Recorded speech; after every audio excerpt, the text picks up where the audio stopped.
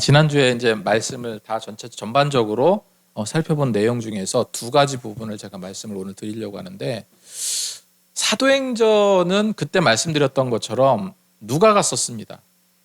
누가복음을 썼고 사도행전을 썼어요. 그리고 누가복음이 소설로 이야기하면 1편이고 사도행전이 2편이다 말씀을 드렸습니다. 그 누가복음은 뭐냐? 예수님의 복음에 대한 이야기들이 담겨 있어요. 예수님의 전기라고도 볼 수 있습니다. 사도행전은 예수님 부활 이후의 사건들이 쭉 기록되어 있고, 특별히 초대교회 모습들이 쭉 이렇게 나와 있어요. 그래서 그 말씀을 볼 때 누가복음하고 사도행전을 한 편으로 읽어야 돼요. 그래야지 전체적인 맥을 짚을 수가 있습니다. 사도행전, 우리가 지금 사도행전을 계속 살펴보는데, 사도행전은 베드로를 중심으로 예루살렘 지역에 교회가 생겨나고 그 교회가 부흥하고 여러 가지 성령의 기적적인 역사가 일어나고 평신도 사역자들을 세우고, 그 다음에 12장에 넘어가면은 핍박을 받죠. 야고보가 칼에 맞아 순교당하고 베드로가 감옥에 투옥되는 사건 등등이 나옵니다. 그런데 그 이후로 12장 넘어가서 13장 넘어가면은 사울이라는 인물이 나와요. 회심을 하고 주님의 사도라 스스로 칭하면서 주님께서 직접 내게 사도의 직분을 주셨다 하면서 이방인 사도로 그렇게 감당을 하거든요. 그래서 12장 이후부터는 사도 바울의 전도 여정이 쭉 기록되어 있습니다. 그리고 마지막 사도행전 28장에 가면은 바울이 죄인의 몸이 돼서 로마로 압송되어 가고, 로마에서 가택연금을 당한 상태에서 그 가운데에서도 복음을 전하는 장면으로 마무리가 됩니다. 이것이 우리 초대교회 정말로 중요한 그런 역사라고 볼 수가 있어요. 그래서 이 사도행전은 굉장히 중요하고, 하나의 이런 스토리로 연결되어서 우리가 보는 것이 굉장히 유익한 부분이 많습니다. 자, 지난주에 마가다락방에서 한 명의 제자를 더 뽑는 장면을 살펴봤는데, 왜 한 명의 사도를 더 세워야 하는지, 그리고 그건 또 무슨 의미가 있는지, 그리고 사도가 되기 위해서 쉽게 말해서 사도성에 대해서 우리가 좀 이해를 하고 넘어가야 되겠다라는 생각을 하게 됩니다. 그 전에 먼저 오늘 아까 좀 전에 읽었던 것처럼 베드로가 가룟 유다에 대한 언급을 한 게 나오죠. 가룟 유다는 개인적으로 굉장히 안타까운 인물입니다.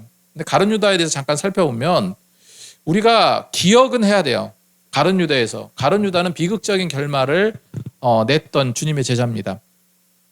잘되고 성공한 사람들이 뭐 이렇게 이야기하는 것을 이제 벤치마킹 하듯이, 가룟 유다의 비극적인 결말은 벤치마킹해서는 안 되겠죠. 벤치마킹해서는 안 되겠지만 적어도 우리는 뭐 해야 된다고요? 기억해야 됩니다. 베드로는요 16절에 기록되어 있듯이 가룟 유다를 예수 잡는 자들의 길잡이가 되었다. 예수님을 죽이려고 한 그 세력들의 앞잡이가 되었다라고 묘사를 하고 있습니다. 이 베드로가 이런 발언은, 가룟 유다의 행동은 다윗의 입을 통해서 예언된, 성경에 예언된 그것이 성취된 것임을 명확하게 말하고 있고요. 그런데 우리가 가룟 유다에 대해서 많은 이야기를 하지만 예수님의 제자 중에서는 가장 똑똑한 인물이 누굽니까? 가룟 유다예요. 요한복음 12장 6절 말씀에 그의 직무는 돈 관리하는 자였다고 기록하고 있거든요. 근데 여러분 한번 생각을 해보세요. 돈을 맡을 정도, 하나하나 계산을 하고, 그럼 얼마나 꼼꼼하고 얼마나 계획적이고 얼마나 머리 회전이 빨리 돌아가지 않는 사람을 맡길 수는 없죠. 가장 그런 회계의 직무를 맡았던 자가 누굽니까? 가룟 유다예요. 그래서 회계 업무를 맡는다는 것은 신임받지 못하면 할 수 없는 직책이다. 그리고 계산력도 뛰어나고 명석해야지 가능한 일입니다. 그런데 요한은 가룟 유다를 어떻게 표현하고 있습니까? 우리가 그 전에 사건이 있죠. 예수님께서 나사로 마리아 집에 갔을 때 마리아가 예수님의 발에다가 향유를 붓고 그 비싼 거를 소비를 합니다. 그때 그 마리아에게, 아니 그거를 왜 이렇게 허비하느냐, 그거를 가난한 자들에게 나눠주고 그렇게 불쌍한 사람을 위해서 돕지 못하고 그거를 이렇게 소비하느냐라고 얘기했을 때 예수님이 가만두어라, 내 장례를 준비하는 거다라고 말씀하셨죠. 그때 요한은요 가룟 유다에 대해서 이렇게 평가를 합니다. 요한복음 12장 6절 말씀에 이렇게 말함은, 가룟 유다가 이렇게 말했죠. 이렇게 말함은 이렇게 기록하고 있는데, 가룟 유다의 이야기는 사실은 옳은 얘기예요. 가난한 자들에게 나눠주는 것이 굉장히 유익하죠. 근데 모든 것에는 뭐가 있습니까? 의도성이라는 게 있어요.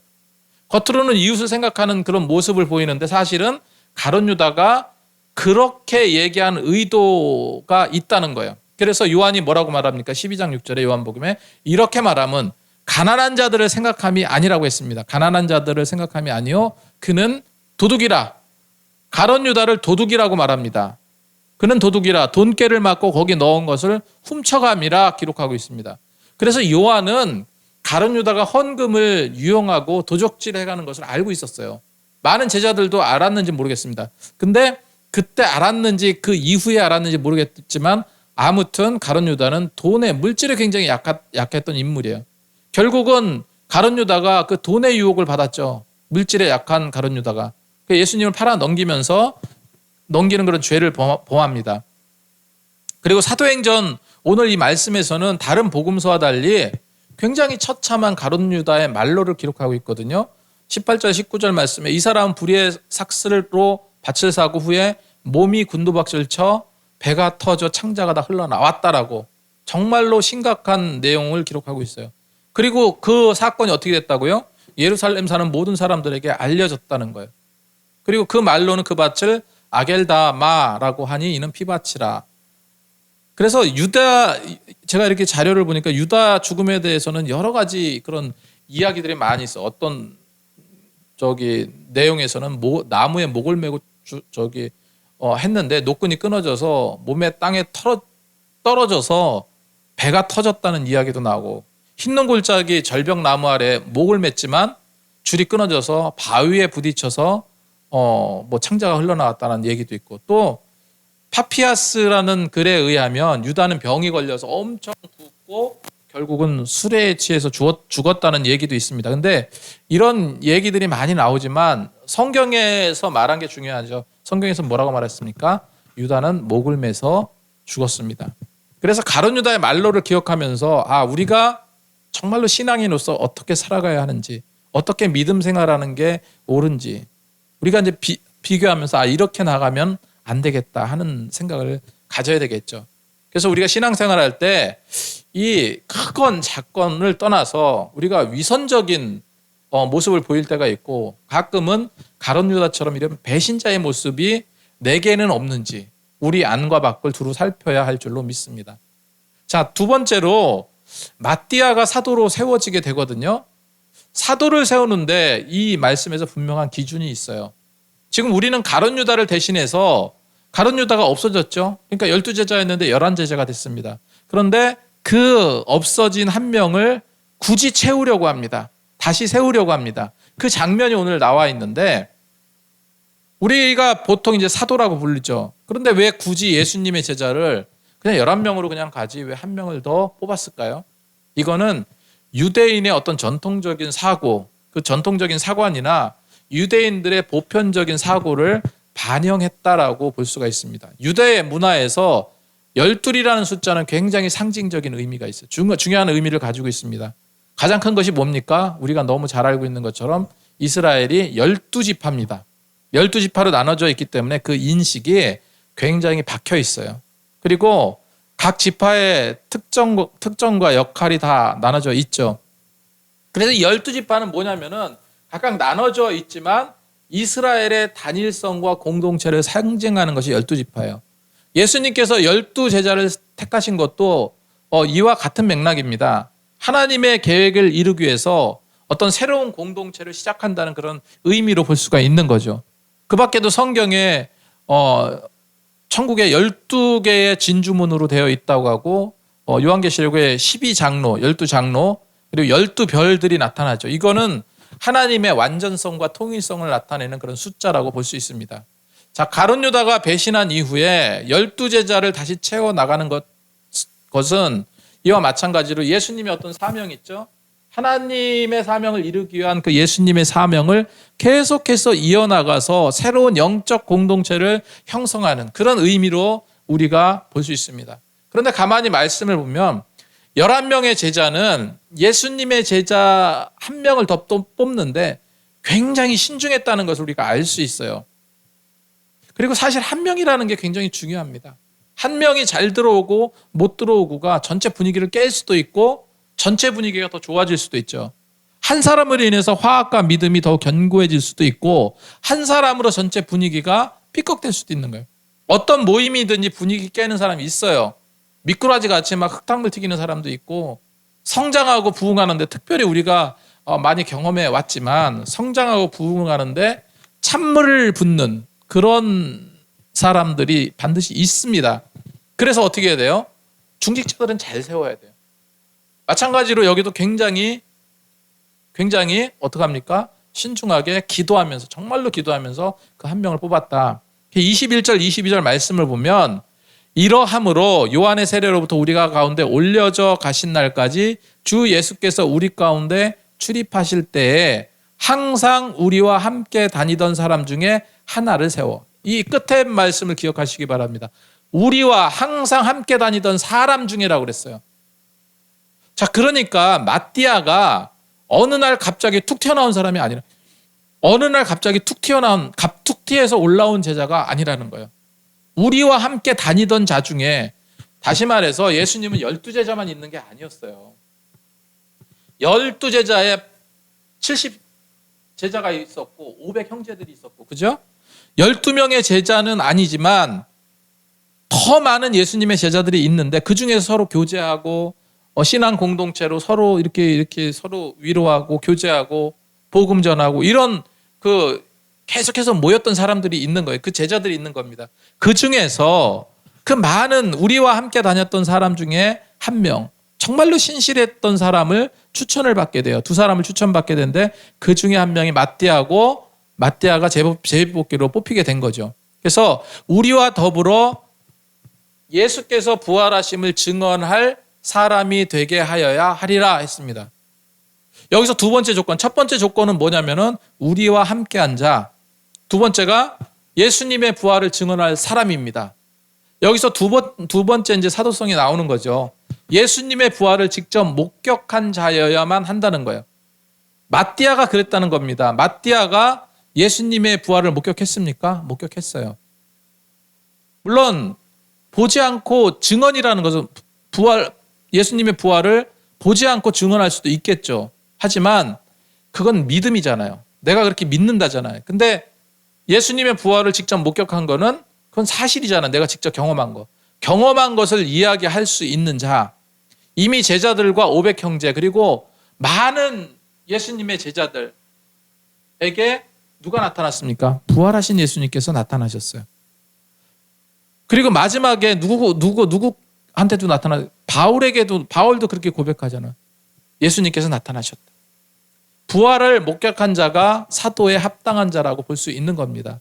그래서 다시 한번 말씀을 비추어서 사도를 뽑는데 분명한 원칙이 있었다는 건데 첫 번째 원칙은 예수님과 함께 했던 제자여야만 합니다. 그리고 두 번째 부활을 목격한 자. 이것이 바로 사도로서의 자격이 될 수 있는 조건이었습니다.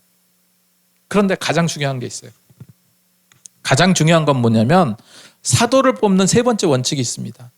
이 사도를 뽑는 세 번째 원칙은 사명감이었어요. 사명감. 아무리 부활을 경험하고 정말로 예수님의 제자로 삶을 살았다 해도 사명감이 없으면 안 되는 일입니다. 그래서 세 번째 기준은 예수님의 증거자로서 사명을 받은 자라는 조건이 있다는 겁니다. 제가 오늘 오후에 사실은 이제 오늘 별로 그렇게 이렇게 할 일은 없었는데 설교 준비하고 정리하고 중간에 조금 피곤해서 여기 유아실 들어가서 조금 쉬었다가 나왔는데 그렇게 하니까 이제 3시 정도 되더라고요. 3시 정도 됐는데 그때 이제 설교 원고를 정리를 하면서 4시 반 정도 넘어가니까 갑자기 나가야 되겠다 생각을 했어요. 사실 불편했습니다. 뭐가 불편했냐면 나가야 된다는 어떤 그런 생각이 드는 거예요. 그냥 설교 준비를 쭉 정리하고 금요 예배를 인도할까라고 생각을 했는데 불편함이 느껴지는 거예요. 안 되겠다. 나가자. 잠깐이라도 나가서 춥지만 복음을 전하자. 이렇게 생각하고 그냥 싸들고 나간 거예요. 나가서 이제 주보는 다 이제 소진을 했는데 이렇게 추운 날씨에 내가 왜 나가서 전도할까? 이게 사명감이라는 거예요. 사명감. 사명감이 약간 좀 부족해졌다가 이제 교회를 주님께서 주시고 다시금 사명감을 확인하고 사명감으로 살아야 되겠다. 이런 다짐이 이제 갑자기 드는 겁니다. 그래서 나가기는 굉장히 싫었지만 나가 보니까 이 마음속에 추운데 감동이 오는 거예요. 감동이 와서 한 명 한 명 이렇게 복음을 전하고 그렇게 했습니다. 어쨌건 이제 반응은 이제 굉장히 오늘은 좋았어요. 아무튼 다 받고 거의 90%가 받았던 것 같아요. 그리고 그래도 한 4, 50장 이상 오늘 보낸 것 같은데 제가 이거를 잃지 말아야 되겠다. 마지막까지 정말 마지막 은퇴하는 날까지 주님의 사명자로 살아야 되겠다. 세 번째 사도를 뽑는 원칙 뭐라고요? 사명감. 이 사명감을 가져야 한다는 겁니다. 모든 것은 하나님의 뜻이죠. 이 세 가지 조건을 골랐더니 거기서 2명의 후보가 나왔고 바사바라고도 하고 유스도라고도 하는 요셉 그리고 마띠아였다. 많은 후보자들이 있었겠지만 이게 걸러지고 또 여러 의견도 나오고 어떤 리더십이라든가 모든 걸 다 판단했겠죠. 그런 가운데서 요셉과 마띠아가 경합을 벌였습니다. 그리고 그들을 뽑기 위해서 기도를 드렸죠. 결국은 고전적인 방식으로 제비뽑기를 통해서 마띠아가 주님의 제자로 들어오게 됐습니다. 그래서 11사도들과 더불어 사도의 역할을 감당하게 되었어요. 근데 이제 성경에는 마띠아에 대한 기록은 전혀 없습니다. 전혀 언급된 것이 없습니다. 우리가 참고할 수 있는 것은 전승을 통해서 알아보면은 그가 70인 제자 중에 한 사람이었다라고 언급이 되어지고 있어요.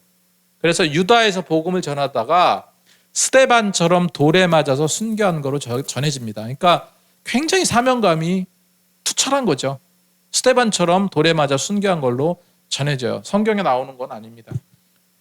우리 기쁨의 교회도 정말로 앞으로 마띠아 같이 스데반 같이 정말 주님의 제자들이 많이 세워지기를 소망합니다.